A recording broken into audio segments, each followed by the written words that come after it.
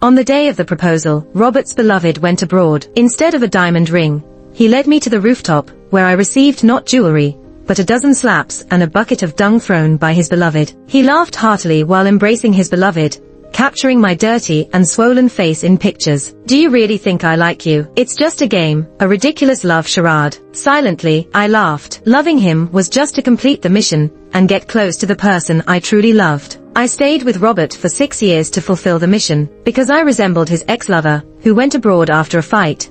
I was used as a substitute, and the mission progressed smoothly. I was Robert's shadow, waiting outside the bar all night when he drank himself silly. Whenever he felt lonely and restless, even at 2 a.m. in a thunderstorm, I had to take a taxi to see him. I cut my fingers time and time again to learn to cook his favorite dishes. After 6 years, Robert seemed to have truly forgotten about her and slowly fell in love with me. He bought me heat pads and made brown sugar water for me during my period. On my birthday, he sent flowers and custom jewelry via air freight. When others mocked me as just a stand-in for Laura, waiting to be kicked out when the real one came back, he defended me, pouring expensive wine on their faces. During an intimate moment, Robert held my fingers, whispered in my ear while tipsy, "You are you, Laura is Laura." I can tell the difference very clearly. I saw his love meter reach 100, indicating Robert had fallen in love with me, and my mission was complete. On the anniversary of our acquaintance, I found a proposal ring in his drawer. As the system counted down to 0,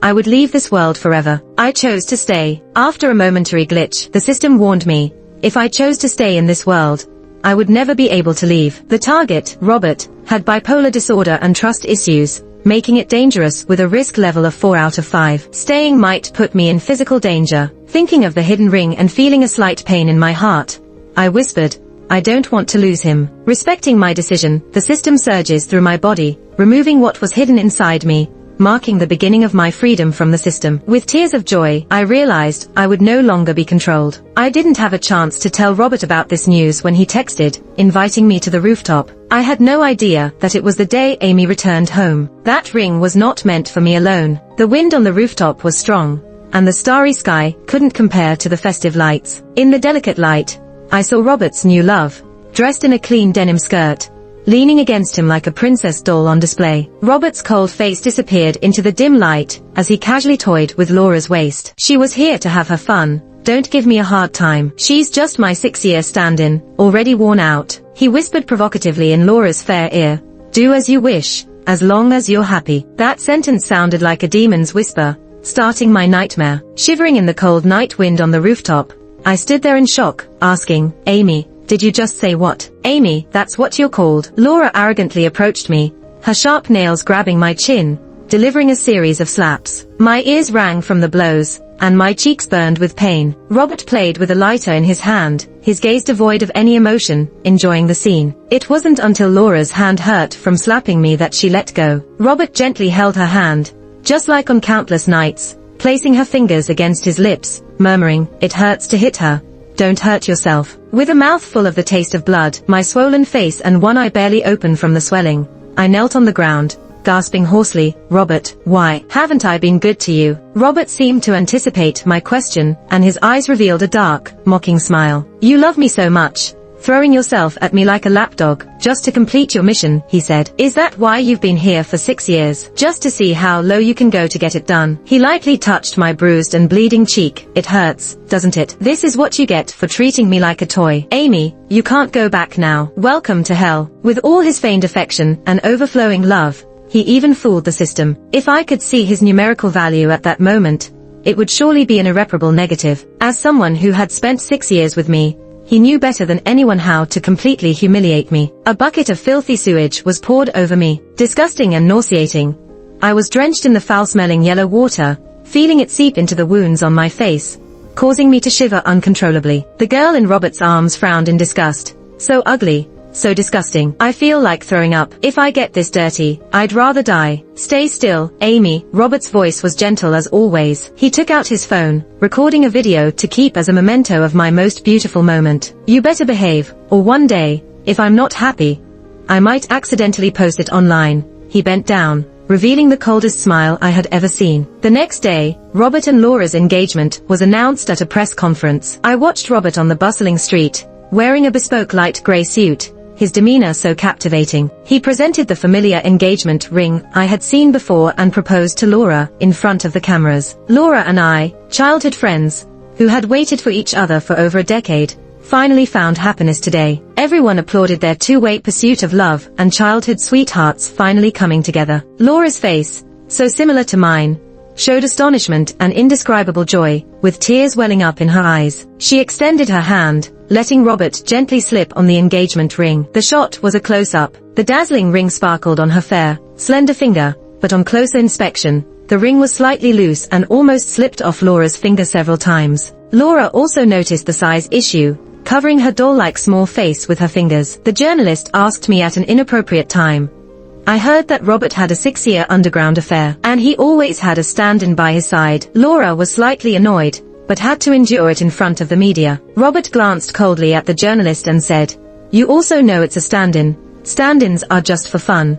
Is it worth mentioning?" With bandages still on my face, it hurt when I smiled. They had a great time, and I could never forget it. I soaked in the bathtub all night, used a whole bottle of shower gel, scrubbed my skin until it bled before I let myself go. The wounds on my face were festering and needed skin grafting to repair. I couldn't forget the doctor's complex and pitying gaze. This was the price I paid to break free from the system and stay in this world. The journalist, undeterred, asked Laura again, "Laura, I heard that Robert had a stand-in for 6 years, who looks a lot like you. Do you mind this past relationship?" Laura smiled disdainfully and said graciously, "I am grateful to Amy for being someone else's shadow for 6 years, keeping Robert reminded of me, thus nurturing this relationship." This was the noble aura of the main character, belittling me with just a sentence. Someone intentionally circled my social media account, flooding it with negative comments during a live proposal broadcast. Being labeled as a mistress who chased after him shamelessly for 6 years, just a shadow, was pitiful even for me. Before Laura returned to her home country,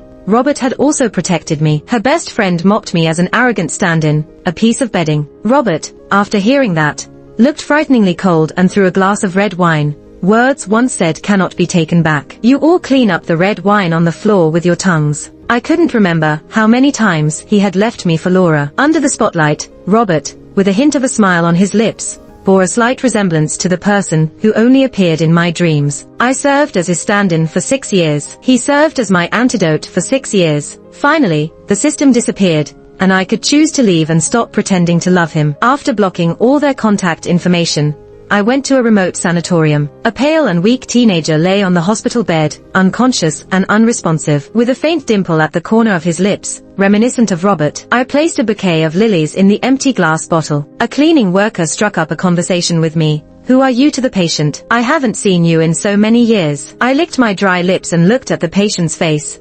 "I am his former classmate." The worker sighed. "High school classmates. He was stabbed more than 10 times while trying to protect a girl, became a vegetable, and has been in a coma for 6 years. There were visitors before, but not anymore." "Robert, do you know, he's famous. He is Robert's brother. Turned himself into this state to save a girl. Probably won't wake up. His family has lost hope." I felt my fingers under my sweater, cold and without warmth, trembling uncontrollably. The worker muttered while mopping, "Why didn't you come in the previous years?" The likelihood of him waking up was higher back then, harder as time went on. I smiled numbly, the buzzing noise in my ears. A warm liquid hit the back of my hand. 6 years ago, what was I doing? According to the system's requirements, relentlessly pursuing Robert, helping him with class notes, memorizing all his tastes and hobbies, and dealing with the admirers he found annoying for 6 years. All my thoughts and feelings were monitored by the system. Any deviation from the storyline would result in punishment, being deprived of senses for a short period, or even causing harm to those around me. Many years ago, I inadvertently awakened to find that I was just a supporting character in a novel, a mere stand-in with a few strokes. No matter how hard I tried in my life, I would only be loved briefly by Robert, then kicked away to complete his reconciliation with Amy. Laughter stabbed me, making me hold back tears tightly. Slowly and fearfully, I raised my head to see Robert's handsome and arrogant face. His eyes lingered on my face for a moment before he actually said, "There's a basketball game tomorrow, you'll come to send me water." His friend gasped in shock, then deeply examined me. Not bad looking, clean and delicate, just the type Robert likes. Kind of like Laura. Aren't you afraid of making Laura jealous? What's there to be afraid of? Am I not allowed to accept other girls? Only her. Robert raised an eyebrow. The system told me that it was the best time for me to intervene in the argument between the male and female leads. On the day of the basketball game, Laura also came, bringing her friends with her, as if she was a princess surrounded by stars. During halftime, Robert seemed to not notice his first love. He reached over Laura, took the mineral water from my hand, and hoarsely said, "After school, I'll pick you up." The system frantically urged me to agree in my mind. I was in a daze for a long time, before squeezing out from between my teeth, "Okay." This attitude annoyed Robert, and he sneered, "Girls who want to date me should be able to run several laps around the playground. You're forcing it too much." Robert didn't finish the water, smashed the mineral water bottle at my feet, and splashed me all over. No one noticed as I was led into the basketball locker room, where Laura and a few friends surrounded me. "What status do you think you have? How dare you try to steal Laura's boyfriend? Confessing to someone just after school starts. So desperate." Malicious words accompanied the cold mineral water being poured over me. They opened bottle after bottle, forcing me to drink. I couldn't drink it, so they poured it over my head and into my clothes. I don't remember how I left the locker room, as everyone had already left. I was soaked through, my shoes filled with water. I hugged myself, shivering. Tears were the only thing that felt warm. After a few steps, I leaned against the wall, feeling sick to my stomach. There were still a few classmates in the classroom,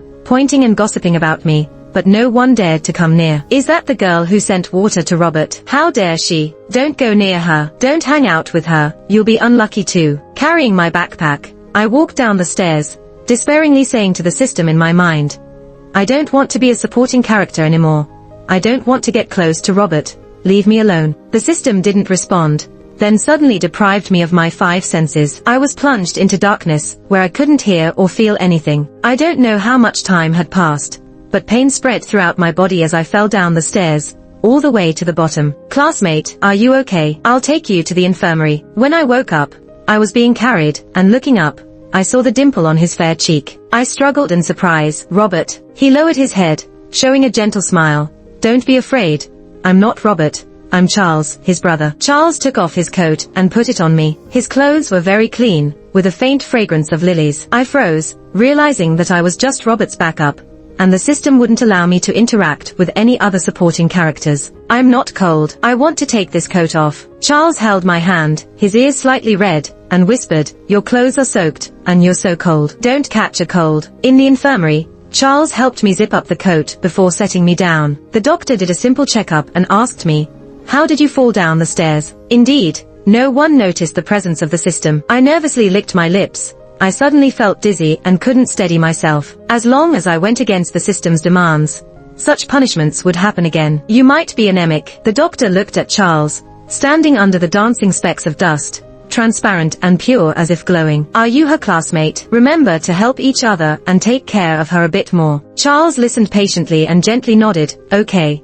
I'll take care of her from now on." I stared at Charles' profile, unable to control the speeding of my heart. Warning once. Darkness enveloped me once again. "Amy." Charles held me tightly, his warm eyes filled with concern. When I regained consciousness, I pushed him away. "I'm fine. I just can't fall in love with anyone other than Robert." Back at home, my mom was trembling on the balcony as she made a call. "Is he okay? He's having surgery at the hospital.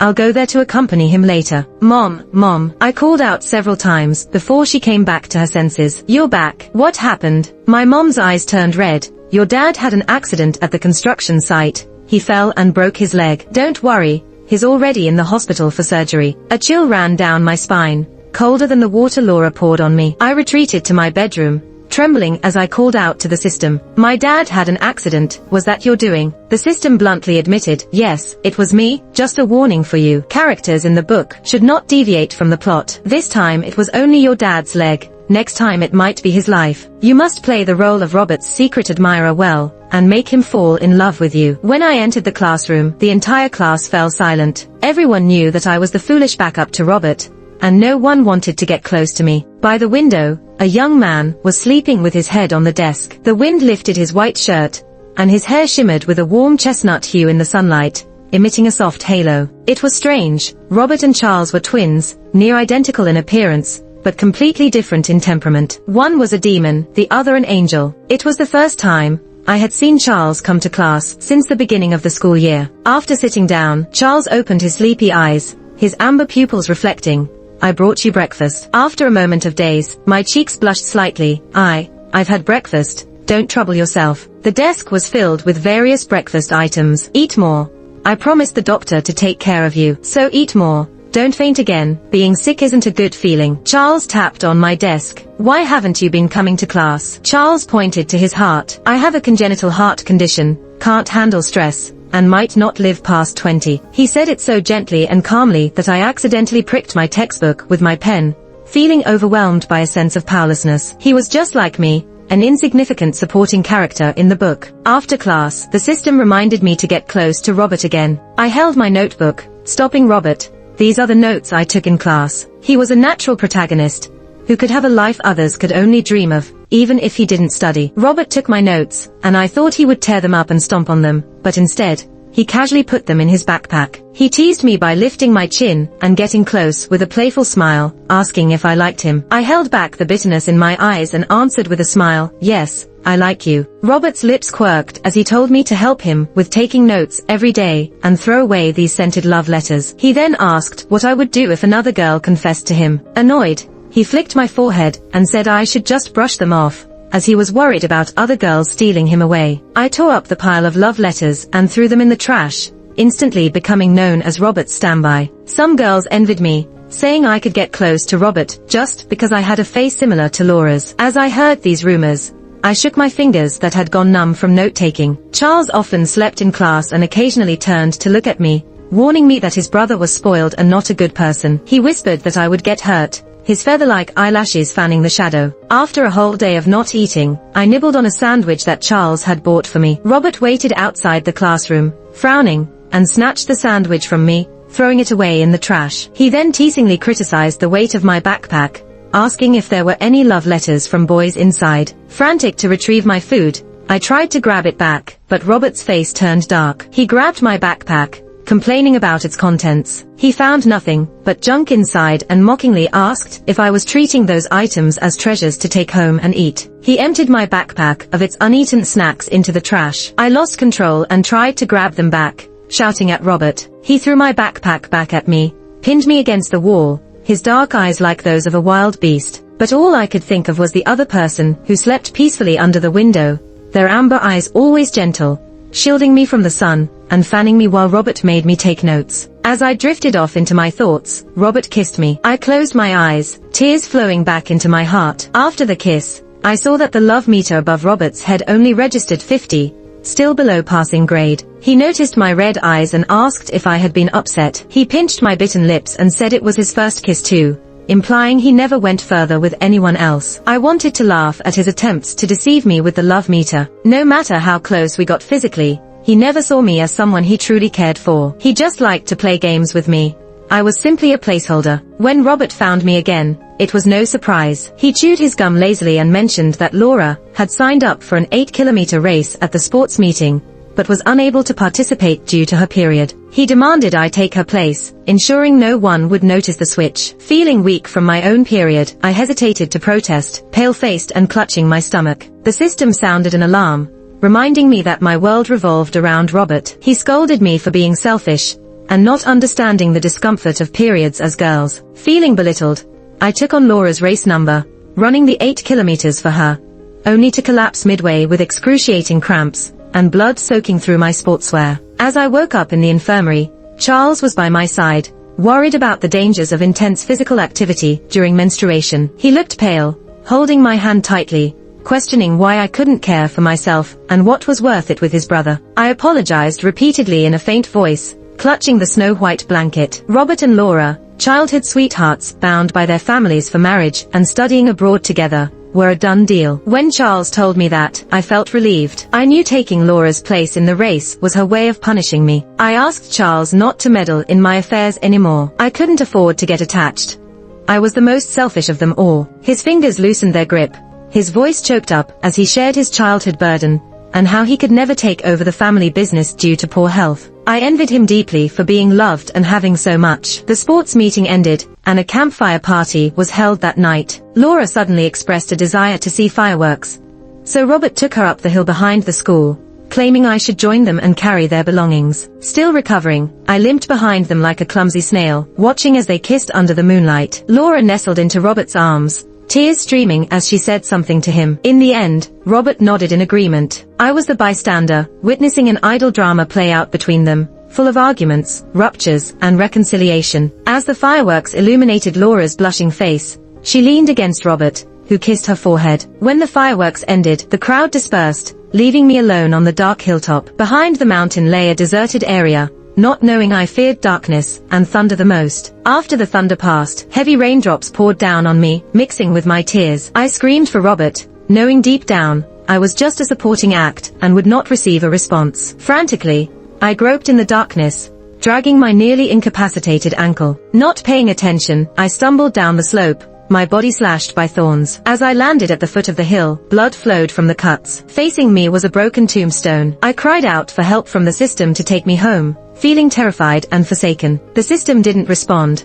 I was completely soaked, nowhere to go, more miserable than an unwanted stray dog. The boy, also drenched in his white shirt, appeared in the darkness. Amy, don't be afraid, I'll take you down. How did you know I was still up the mountain? I curled up like a trembling wild cat by the tombstone. Charles didn't reply. He squatted down his slim back and lifted me up. Shivering and cold, pressed against his back, I suddenly remembered, you have a heart condition, can't exert yourself, put me down. Amy, stay still. You're risking your life. Tears mixed with rain sprayed into my throat, crying so hard I couldn't catch my breath. Maybe my brief life was meant for meeting you. Don't cry, your tears feel like they pierce my heart. It hurts a lot. Lying on Charles' back, choking, I told the system, I don't want to conquer anymore, just let me die. The system deprived me of all senses, pushing me into a dark void of sight and sound. Before falling into this hellish darkness, I heard Charles whisper softly, Amy, can you consider liking someone else?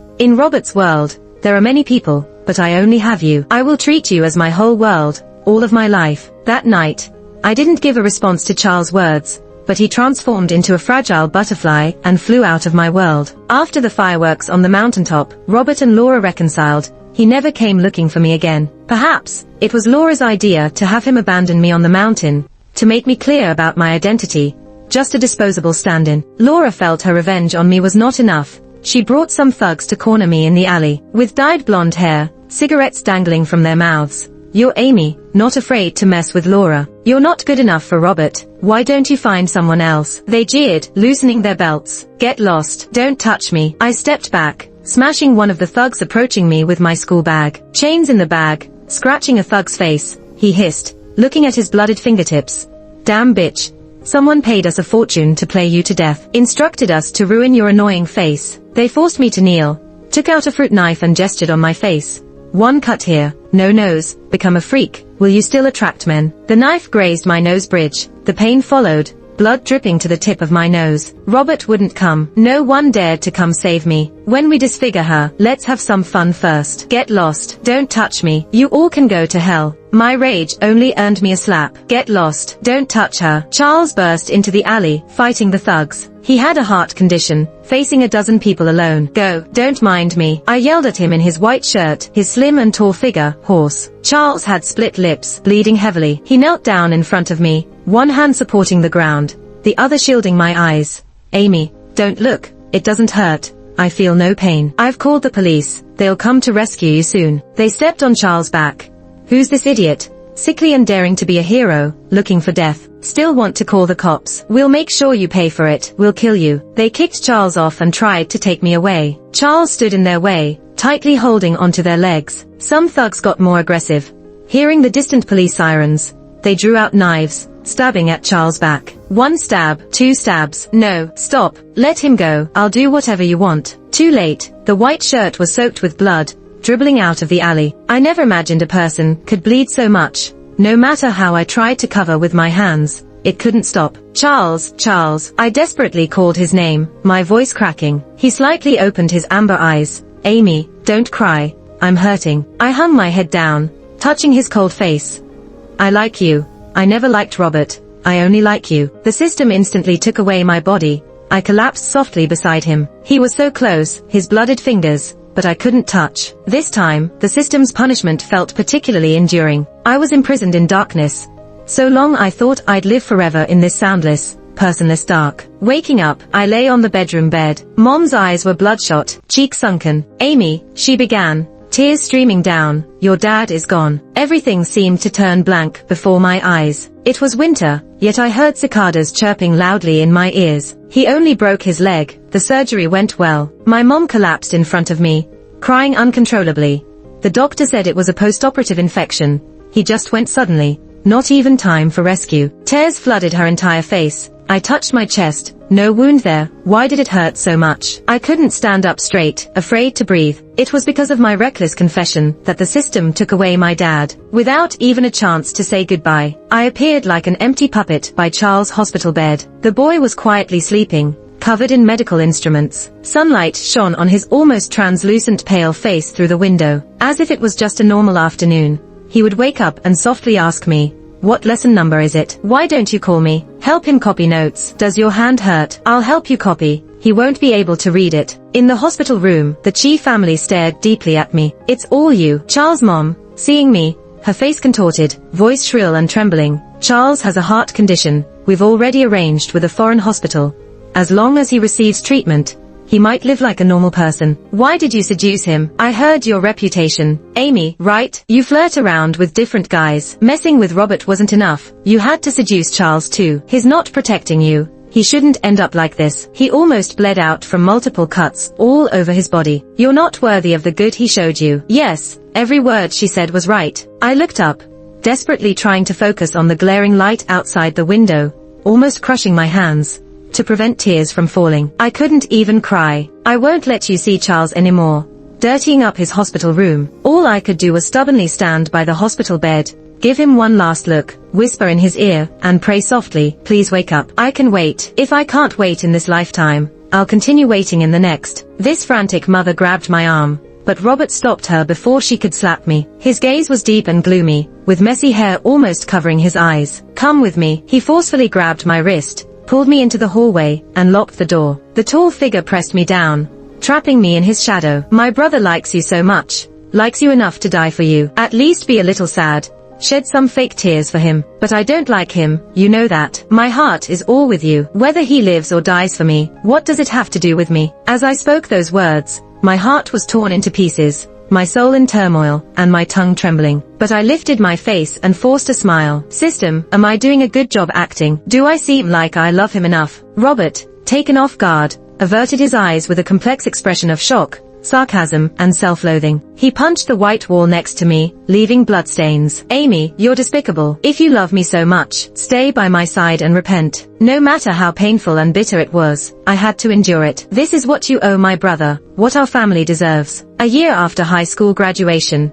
just as I turned 18, I became Robert's mistress. His beloved Laura was exposed for manipulating thugs, causing harm to someone, and was forced to study abroad. When Laura called, I was next to Robert cracking walnuts. Robert didn't like to eat walnuts, but he enjoyed tormenting me, watching me crush the hard walnut shells, carefully picking out the kernels, leaving my hands red and fingertips covered in tiny cuts. He asked me, "Amy, have you done these things for my brother?" I hesitated for a moment and shook my head with a smile. "Of course not. Only you have eaten the walnuts I cracked." I did very little for Charles, even avoiding contact with him to avoid punishment from the system, pushing him away. Even so, I still owed him a life. Robert's face twisted with satisfaction as he received Laura's phone call. On the call, Laura cried hoarsely, devastated, asking him, "Are you coming with me or not?" Robert, eating the walnut I handed to his lips, had a bitter expression on his face. "Sorry, I can't leave." Laura's sobs echoed through the phone. She said, "Robert, you're a coward. I hate you. Too bad. You hurt my brother. We can't be like before. That night of high school fireworks, you forgot. You said you would take care of me for a lifetime. Forgive me for whatever I did wrong." "You're a liar." The hard walnut shell cut my fingertips, and as I winced in pain, I took a deep breath. That night, he promised Laura to pamper her to no end, which is why she left me in the wilderness to prove Robert's promise. But I would never be sad or in pain again. All my tears dried up the day my dad died. All spent the day Charles had an accident. In their first year apart, Robert got drunk on Laura's birthday. Intoxicated, he called me and asked why I left him, why two people in love couldn't be together. I also wanted to ask him, how is Charles doing? Is the caregiver taking good care of him? Will he wake up? How much longer will he sleep? None of us could answer each other. Robert got angry and downed a dozen glasses of wine. Are you a mute? Can't even coax me. You claim to love me the most. Eager to be a stand-in. Drink all this wine. Don't leave a drop for yourself. Get out forever. I drank and vomited, but not a single tear fell. With red eyes from vomiting, I stared at Robert. Satisfied now. Don't make me leave. Only by staying by his side could I make him fall for me and eventually break free from the system. When Robert sobered up, he held me, looking guilty, rubbing my head. Why are you so silly, Amy? You could learn from her. Splash the wine on my face. Looking through my face, he thought of Laura again. She was the leading lady. I was just the supporting role in their love story. After that incident, Robert treated me much better, as if he really had feelings for me. He took me to various events, making me wait outside the private room, but never forcing me to join in drinking. They said Robert's heartache had finally healed, and his wild ways had been curbed. For 6 years, I stayed by Robert's side, playing the role of the supporting actress according to the system's instructions. For excelling at the task, the system rewarded me with the opportunity to leave this world and no longer be a background character. But I refused. The night Laura returned, they gave me the most unforgettable gift.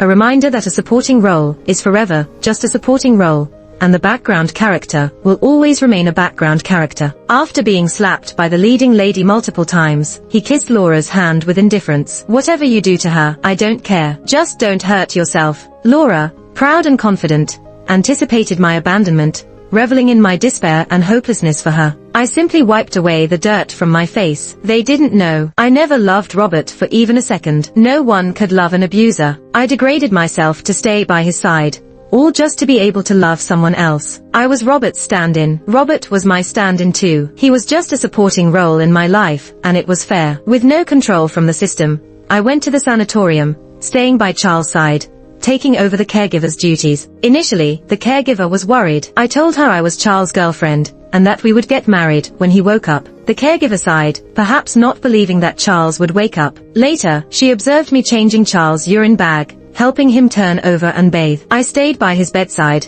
talking to him, even if he didn't respond. One night, Charles' ECG fluctuated and set off an alarm. Before the caregiver could get up, I rushed to the nurse's station. I ran too fast, broke a toe against the bedpost, only feeling the pain after running to the station, calling the doctors and nurses over to ensure Charles was okay. The doctor gave me good news, saying Charles' ECG and EEG were much more active than before, indicating a high chance of waking up. The caregiver, watching me bandage my injured foot, marveled, young girl, I have never seen anyone love someone so much. Has he saved your life? I smiled, gazing at Charles' peaceful sleeping face. Yes, my life belongs to him. Why didn't you come earlier? If you had, maybe he could have woken up earlier. I held Charles' unconscious hand to my lips. Will you forgive me? I missed you for 6 years. I won't miss you for the rest of your life, even if you forget me while you're in a stupor. As long as I remember you alone, love you, that's enough. When I left the ward to get water, there was a heavy shadow standing outside the door. Robert was wearing sunglasses. I didn't know how long he had been standing there, or how much he had heard. I glanced at him, noticing there was no wedding ring on his finger. During the months I spent in the sanatorium, I didn't use my phone, so I had no idea how far he and Laura had gone. But no matter where they were in their relationship, it had nothing to do with me. Without a system in place, I wouldn't get close to him at all. I left as if I owned the place, carrying the water jug with me. Amy, he gritted his teeth and called me. You dare to pretend you didn't see me. He pushed me against the wall, snatched the water jug from my hand, just as domineering and absurd as before. Amy, come back home with me. I couldn't help but laugh. Didn't you marry Laura? Let me be your lifelong stand-in, a mistress you keep in the dark. We're not lovers. He gritted his teeth. I didn't marry her. He angrily took off his sunglasses, revealing his bloodshot eyes filled with redness. You've been hiding here for months, being close with my brother. Huh? Yes, any problems with that? I replied coldly, provoking Robert. He seemed like an enraged beast, wounded again. Do you know how I turned the whole city upside down looking for you? How long I've been sleepless? I'm just a substitute. Is that worth it? I threw his own words back at him. Amy, those words weren't from my heart. Please, come back with me. From now on, there will be no one else. Only you, we can be happy. I pushed his hand away, there is no future. Robert, you're just a substitute for me too. I've found the real one. Would you even get a glance from me again? The ear slap she gave, the mud she splashed, every word you said, I will never forget. He seemed to be pierced by an invisible blade, pupils shrinking in pain. Do you remember what day today is? Of course I do. It's his birthday, and Charles' birthday too. At this time in previous years, I would make a cake for him, wait for him no matter how late, just so I could put candles on it and wish for him. When Robert made a wish, I would make a wish too. Every year the same, for Charles to wake up. His voice was bitter, his shoulders trembling slightly. You said you'd be by my side every birthday. You won't change my heart, then tear it out and stomp on it. I felt a tinge of regret, unable to make a cake for Charles in the hospital. Is that all? I smiled faintly at him. I have to go back to be with Charles. He may not speak, but I know he's scared when he's in a coma. Robert grabbed my wrist tightly, knuckles turning white. You see me as a substitute. I accept it. Come back to me, please. The ring Laura wears. It was custom made to fit your finger. It was always meant for you. I pried his fingers open one by one. Robert, you're truly despicable. You've pursued the wrong person. Your love disgusts me. Shaking him off, I returned to the ward to charge the phone that hadn't been used for months. As soon as the screen lit up, numerous messages flooded in. Amy, where did you go? You dared to leave the villa key at the door. Are you brave enough? Because of the live stream incident, I can explain. Come back before I get really angry. Otherwise, I don't want you anymore. It was just an engagement for a day. What are you making a fuss about? What have I done to you in these 6 years? Do you even remember? You didn't take any of those jewelry pieces with you. Fine. Don't want any of them. I'll throw them all in the trash. Amy, why do you insist on driving me crazy by not replying to my calls? What Robert doesn't lack is time. He sent me texts every day, from furious outbursts in the beginning to later expressions of grievance and worry. Amy, can you reply to my text? I can't sleep. I never knew there were stars in the sky over downtown. Can you see the stars too? Amy, I miss you. The subsequent messages repeated this one sentence. I simply selected all and deleted them. Before shutting the phone down, a news notification popped up. On the second day after the engagement, defying expectations, Robert called off the engagement, and Laura, dressed in a wedding gown, attempted suicide by jumping off a building, but was rescued. I turned off the phone, removed the SIM card. The nurse beamed and called me in excitement. Amy, come quickly, Charles has woken up. I rushed over, my mind a mess, afraid it was just a dream, and pinched my cheek hard. Charles on the bed opened his amber eyes. He had lost 6 years. His looks and memories frozen to that high school day. Amy, why is your face red? He gazed at the unfamiliar hospital, his gentle eyes resting on my cheek, furrowing his brow lightly. I rubbed my cheek, which I had just pinched. Let me see, he said laboriously. I quickly lowered my head to let him see. What happened to your face? He asked. I bent down, pressed my cheek closer, the soft touch brushing past. He kissed my reddened spot. The nurse left the room, leaving only me and Charles. These years with Robert, the most intimate things we did couldn't compare to this kiss with Charles, making my heart race, and me fumbling. Amy, it feels like I've had a very long dream. My ears turned red, blinking at him. Are you awake from the dream now? He chuckled, the fragile Charles in hospital clothing like an angel. No, I'm dreaming of something even more beautiful. Charles had been in a coma for too long, his muscles had atrophied. In the following days, I accompanied him to relearn how to walk, daily rehabilitation. Charles struggled to walk, not allowing me to support him. Several times, he fell heavily to the ground, my heart aching, wanting to run to him but being stopped. He bit his lips pale, standing up with effort. Amy, I don't want to be a useless person. I want to get better quickly, so I can continue to protect you. I closed my eyes, shaking my head. Charles, I don't want your protection. We've missed so many years. I just want to be safe and sound with you. If there's a next time, let me stand in front of you. Walking him to the end of the hallway, I saw Robert again. The red bloodshot in his eyes still there, his eye sockets bruised, stubble covering his chin. He didn't look at me, only at Charles, chewing gum, emotionlessly smiling. Charles, you finally woke up. Now that you're awake, I can take Amy home. Standing behind Charles, I heard this sentence like a frightened cat, shivering all over, fur standing on end. I don't want to go back with you. The person I've liked from beginning to end isn't you. The words just blurted out of my mouth. Robert, standing tall, froze. He drawled shaped lips. Amy, don't talk nonsense, you must come with me. As he passed by Charles, leaning on his cane, Charles, with his long, pale fingers, held him. Robert, everything you have ever liked, you can have. Except her, she is everything to me, I can't give her up. Robert, I don't have much time left. can you grant me this one favor? This is my only request. Robert stopped in his tracks. The red in his eyes deepened, his Adam's apple bobbing. With red eyes, his voice hoarse, he said, "Okay, I'll only lend you Amy, but I'll still take her away." It was only when Robert left that I let out a long sigh of relief. Under no circumstances could I ever leave with Robert again. Walking back to the ward, Charles remained quiet, like a fragile crystal person. My heart was in pain, but I didn't know what to say, so I just held his hand. The nurse hurriedly approached me. "Amy, there's a video circulating online about you. I know you're not that kind of person. The comments below are awful. You need to contact the media to take down the video." She held up her phone and played the video in front of me. The bold title on the video, "Robert's reason for calling off the engagement revealed. Amy slapped and forced to drink filthy water, seeking revenge, seducing Robert, leaving Laura alone." In the video, Robert and Laura's faces were pixelated. Only I was clearly exposed to everyone. Laura slapped me repeatedly, and I was drenched in foul-smelling water. "Is Robert calling the shots here?" Laura's voice was manipulated, but it instantly brought me back to that night, the dark hell, where I felt like a bug, crushed and bullied by them. "Charles, please don't watch, stop watching. They don't understand anything at all." The nurse was frightened by my distressing shaking, and she hurriedly turned off the video. "Those things aren't true." Charles lifted me from the floor, holding me tightly with all his strength. "I know they're not true. Amy, don't cry. No matter what, as long as you're Amy, you're worth everything to me." Back in the ward, my body was still shaking. Charles held me tight, gently and patiently stroking my back until I calmed down. For half an hour, I gradually told him systematically about the tasks that needed to be done, the cause of my father's death, and the 6 years I spent by Robert's side, being his substitute. After saying all that, it felt like I had died again, reliving the most painful memories. "Charles, am I really so filthy?" But I had no choice.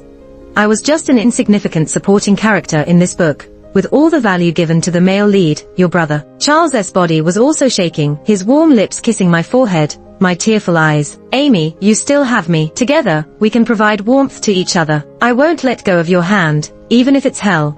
I'll be there with you. Leave this to me, I'll take care of it for you." Charles, who was always gentle, sounded as if his voice was wrapped in ice this time. Not long after, a completely unedited video was posted online. It fully exposed the torment and bullying I endured from Robert and Laura that night. Not just that video, but also the surveillance footage from the high school basketball court, where they force-fed me bottles of mineral water, pouring it forcefully down my head and clothing. Public opinion online suddenly shifted, and those who mocked and insulted me lined up to apologize. Robert and Laura felt the impact, and Laura, the once arrogant and domineering high school student, soon had more dirt on her exposed. Even incidents that were barely settled resurfaced when it was revealed that she had paid thugs to hurt people. I heard that Laura was deeply affected, afraid to leave her home, with incessant curse-laden texts flooding her phone, forcing her to apologize. In the evening, I accompanied Charles for a stroll and received a call from Laura. She sounded impatient and frustrated. "Amy, you win. I apologize to you. I'm sorry for bullying you all these years. Can you forgive me?" "No," I said straightforwardly, preparing to hang up. She became more frantic. "What else do you want from me? I've already apologized to you. What more do you want?" "Money. Give me a figure and I'll transfer it to you. Let's settle this." "I don't want money. You're welcome to join me in hell, to experience the suffering I've endured." This recorded phone call of her apology was also posted online by someone, driving Laura completely crazy. She came to the hospital, her makeup unable to hide her pale face. "Amy, you've ruined me. Do you think I'll let you off? As long as you're dead, those internet trolls won't be incited to attack me anymore." She put on a doctor's white coat, with a ferocious look, crazily pulled out a syringe from her pocket. "I'll make you die a gruesome death in front of Robert. Let him watch you die from the poison, so that he won't love you anymore, and will obediently come back to me." I pushed Charles' wheelchair, turned around to escape, but was blocked by the bodyguard Laura brought along. Charles looked at Laura and said, "Threatening me won't work. I am Robert's brother and can be just as threatening to him." I lightly laughed. "This time, no matter what happens, I will protect you. I won't watch you fall in front of me again. It's more painful than death." I pushed Charles' wheelchair away forcefully and shouted at the caretaker, who dared not come near, "Take him away." Charles's face flushed. He called out to me in despair, but the caretaker forcibly took him away. Laura aimed the needle at my carotid artery, while holding a phone in her other hand, telling me to call Robert. When Robert answered the phone, his low, drunken voice came through. "I told you not to bother me. It's Amy." There was a brief pause on the other end, and Robert, sounding calm and intelligent, said, "You're being held by Laura. I'm coming over right now. Let Laura speak." Laura eagerly took the phone and heard Robert's cold warning, "If you harm her, you won't be able to handle the consequences. Let her go, and if there's any problem, come to me. It's my debt to you." Robert arrived quickly, looking frantic. His pants were even on backward. When Laura saw him, her eyes lit up for a moment as she cried and smiled. "You finally agreed to see me. Let her go." Laura shook her head as she cried, "It's not possible. I brought you here to watch Amy die in front of you." Just as the needle was about to stab my neck, Robert threw himself at me, shielding me in his arms. The needle hit his shoulder. Before the needle even dropped, the liquid was injected into his body. He held onto me, trembling gently, and said, "Amy, if I tell you it hurts, will you look back at me?" But I didn't look back. I pushed away from his embrace without any hesitation. Why did Robert save her? Your brother and you are both captivated by her to the point of losing everything. Laura sat on the ground, watching the needle that was not far from her, screaming and crying loudly. That evening, the sky was dyed red with the fiery clouds. Police car lights flashed as Laura was handcuffed and taken in for questioning. She would now face Robert's revenge, possibly years in prison, with no one to protect her. Robert was wheeled into the emergency room, and from that moment on, I never saw him again. Before accompanying Charles overseas for heart treatment and boarding the plane, Robert's bodyguard brought me a painting. The painting was crooked, as if a child had scribbled it. It depicted an open cage with a bird flying far away, not looking back and never returning. Robert let go, or rather, he had to let go. At the bottom of the blank piece of paper, there was a line written with great effort, "Never forget." I remembered a text message from his old friend a few days ago. "Congratulations, Amy, you are finally free. Robert saved you, struggled for 3 days to keep you alive, but the toxin had entered his brain, leaving him with the intelligence of a 6-year-old child. Are you happy? I have never seen a colder-hearted woman than you, unwilling to even spare him a glance. He calls out for Amy every day, asking the nanny to take him out to find Amy. You were already deeply embedded in his heart, entwined with his life." After a long silence, I broke the SIM card and threw it with the torn painting into the airport trash bin. I tightly held the hand of the person beside me. "Amy, if I don't make it off the operating table." The sky was blue, tinted with sorrow, melting like water into the amber eyes in front of me. I gently interrupted him, "Never forget, it will echo back." Epilogue. Before he turned 18, he was reckless, racing, smoking, getting into fights. There were always many people around him, like flies, impossible to shoo away. Some admired his looks, others worshipped his status. There was a strange, silly girl in high school who kept confessing her love to him. Love? What was that? He only knew he would marry Laura. Childhood friends, naturally attracted to one another. When Laura cried, he felt distressed. When Laura caused trouble, he would take the blame. For others who openly admired him, he always seemed to blur their faces and forget their names. From the depths of his heart, he was bored, as if everything was predestined. When the silly girl confessed to him, he tore up the love letter, stomped on it under his feet. But he noticed her face for a moment, only remembering she resembled Laura, slightly taller, with more stubborn features. Even if she looked alike, she was not Laura. He could enjoy her company for a while. Knowing she would be bullied, he saw her coming out of the basketball court, drenched, leaning against the wall, vomiting and crying, as if she wanted to empty her stomach entirely. He casually dribbled his basketball, with no intention of showing up. What did it have to do with him? If she dared to pursue him, she had to pay the price. She had to be able to handle it. Seeing her eagerly sending notes and jokes, was he a good student who would study? Hanging out at bars, racing cars, or playing pool, weren't they all more interesting than studying? But she had beautiful handwriting, as delicate and resilient as she was. She wanted to help him copy notes, so let her copy. Her pursuit was so cliché, that silly girl. Rarely did she wait for her after school, and she stuffed her backpack full of breakfast.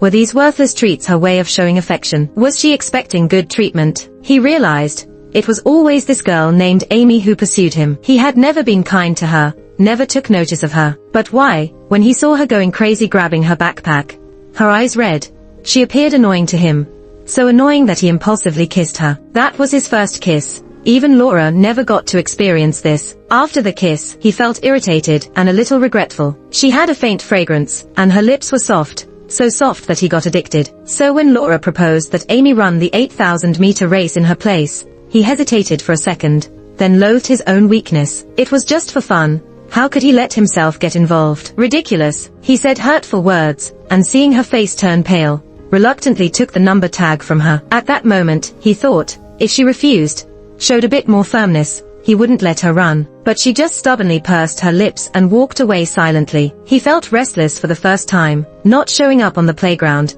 staying in the classroom with Laura, unable to resist her coquetry, warming her stomach. When the group of lackeys came back excitedly and said, "Amy fainted and bled a lot," he stood up uncontrollably, without looking back, and walked outside the classroom. It wasn't until Laura called out to him, "Robert, where are you going?" that he snapped out of it. Where was he going? To see the pursuer who threw herself at him, to see that ordinary and entertaining Amy. The more he discovered his strangeness, his lack of control, the more he wanted to prove that he didn't care about Amy. Full of youthful arrogance, that's how ridiculous it is. He deliberately made Amy carry a heavy school bag and climb the mountain with them, deliberately let her see the fireworks he set off for Laura. They naturally ended up kissing, and Laura's lips were soft, but something was always missing. When they were kissing, he was absent-minded, and Laura, looking at the fireworks in the sky, cried, falling into his arms. "Robert, will we be together forever? Will you take care of me for a lifetime?" Looking at the face in his arms that resembled his own, he absent-mindedly replied, "Okay. Make that stand-in disappear. I hate her." Laura dragged him down the mountain, leaving Amy alone at the deserted and dark mountain peak. A thunderstorm broke out in the sky, and Laura laid on his knees, laughing recklessly. "Robert, do you think Amy can find her way down from the mountain? They say it's haunted up there. She might be scared to death." He couldn't bear it anymore, so he opened the umbrella and walked outside. Laura panicked. "Robert, why are you going out so late?" Without turning around, he tried to make his voice sound casual. "I left something in the car. Just going to get it." Once outside, he dropped the umbrella and ran up the mountain in the cold, pouring rain. Would she cry? It was so dark at night, and raining so heavily. Really stupid. Why was she so easy to deceive? So obedient, doing whatever he told her to do. He stood under the shadow of the trees, watching his brother carrying her on his back, descending the mountain step by step. He watched Amy clinging to his brother's back, like a pitiful and miserable little wild cat with a tear-stained face. This kind of Amy, he had never seen before, and would probably never see again. Turns out, what he didn't care about, treated lightly, was treasured by someone else. Countless times he wondered, why must it be the main characters falling in love? When Laura got into trouble, he always appeared just in time. Why couldn't the male lead and the female supporting character have a mental connection? If it were the day when Amy got into trouble, and he happened to pass by the alley, would the final outcome be different? When Charles was carried out of the alley covered in blood, his mind exploded, and following him was Amy, also carried out. At that moment, the world stood still, leaving only the sound of his panicked heartbeat. His brother was put on oxygen, in critical condition. He took over a dozen stabs for Amy, who was safe but deeply frightened and couldn't wake up. Everyone hated her. Only when no one was looking, he sat by Amy's bed, restlessly touched her wrist, and glanced at the heartbeat on the monitor. Amy's family came, and they apologized and thanked his brother. The mother's face was icy cold, not letting them come close, never giving them a glance. It was him who secretly saved face for Amy's family on behalf of the family. Later, when that Amy showed up in the hospital room,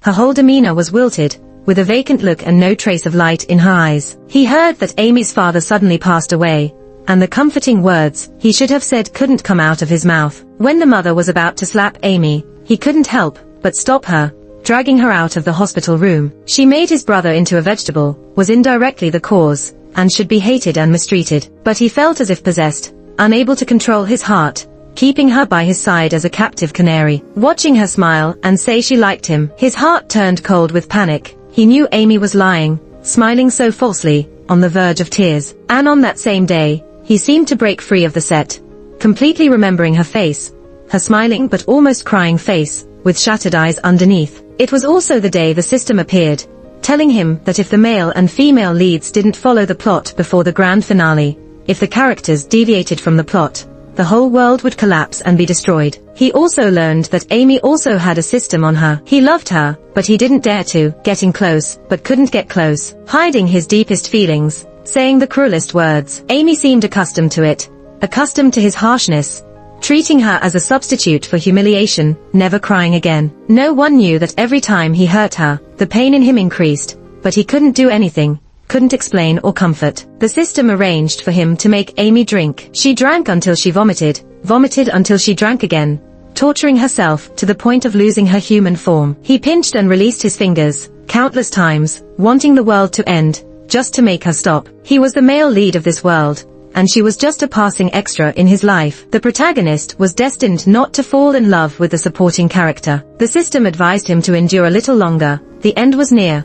As long as he humiliated the supporting actress one last time, took revenge for the female lead, the male and female leads would get engaged, and the pursuit at the crematorium would be successful. He didn't expect the humiliation to be like this one that pierced the heart, cutting off all retreat. He had to pretend not to care, pretend not to love at all, and handed Amy over to Laura to torment. The wind on the rooftop was so cold, devoid of any warmth. The wind was strong, reddening the eyes, and he could only bow his head so that Amy wouldn't see, causing the complete collapse of the whole world. The system instructed him to buy an engagement ring for Laura. With some selfish motives, and without affecting the plot, he chose the ring according to the size of Amy's finger. In that live broadcast, in front of everyone, he humiliated Amy as if it were nothing, his heart bleeding in hidden places, in so much pain that he could barely speak, using an expressionless face to cover it up. In front of the public eye, he put an ill-fitting engagement ring on Laura's finger, completing the ending, and the system disappeared. The day after breaking free from the system, he called off the engagement. When he returned to the mansion in jubilation, he was greeted by an empty home, because Amy had left. Just as he was about to confess his love, he realized he was just a substitute. It's okay to be a substitute, as long as she comes back. Countless nights, he pretended to be asleep, but the mansion where they lived together for 6 years was full of her shadow. He didn't lie to Amy. Without her, he really couldn't go on living. With that injection, he lost most of his memories and lived each day in a daze. He always remembered that he had lost someone very important. Her name was Amy. He only remembered her name, forgot what she looked like, forgot whose side she went to. Day after day, year after year, he kept searching. Occasionally, in moments of clarity, he would suddenly remember, the pain so intense he would bang his head against the wall for relief. Writing repeatedly on paper, "Never forget, Amy, I miss you," the bird under his pen flew out of the golden cage he had built for her. Even if he were completely foolish, unable to remember anything, he understood clearly. After she left, she would never come back. She had never loved him.